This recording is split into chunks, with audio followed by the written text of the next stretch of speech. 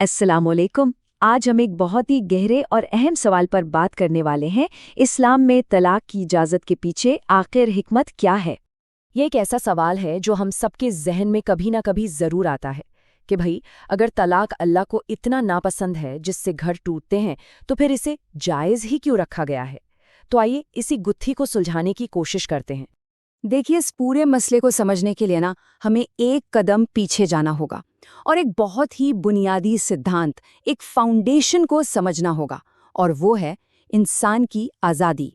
असल में सारी बात शुरू होती है इस एक नुक्ते से।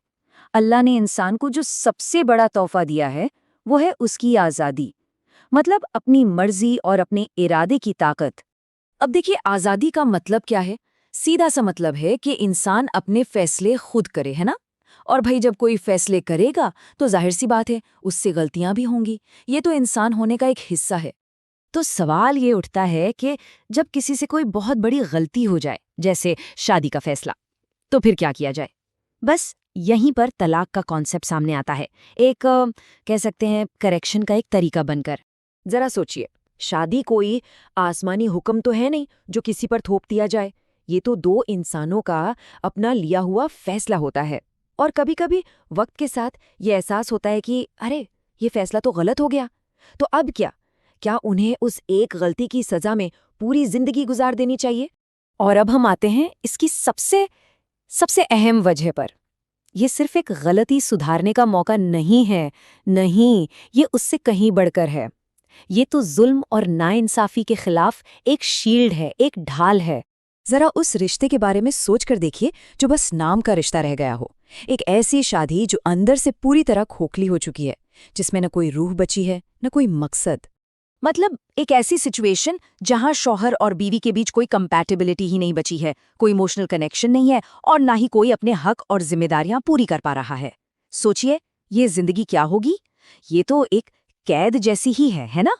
और अगर अगर ऐसे रिश्ते से बाहर निकलने का कोई रास्ता ही ना हो, तो सोचिए अंजाम कितना खतरनाक हो सकता है, खासतौर पे औरतों के लिए। मतलब उन्हें एक ऐसी जिंदगी जीने पर मजबूर कर दिया जाए जहां उन पर जुल्म होता रहे और वो कुछ कह भी ना सके, चुपचाप सब सहती रहें। तो अब आप समझ रहे हैं, तलाक की इजाजत देना ये कोई कमी नहीं है, बल्कि ये तो अल्लाह की जबरदस्त हिकमत और रहमत का सबूत है। तो फर्क बिल्कुल साफ है, जमीन आसमान का फर्क। एक तरफ क्या है?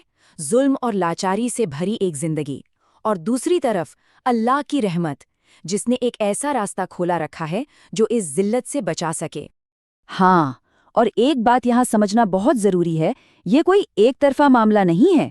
ये इंसाफ का तकाजा है, और इसलिए ये रास्ता दोनों के लिए, मर्द और औरत दोनों के लिए खुला रखा गया है। इस्लाम ने इसमें एक बैलेंस रखा है।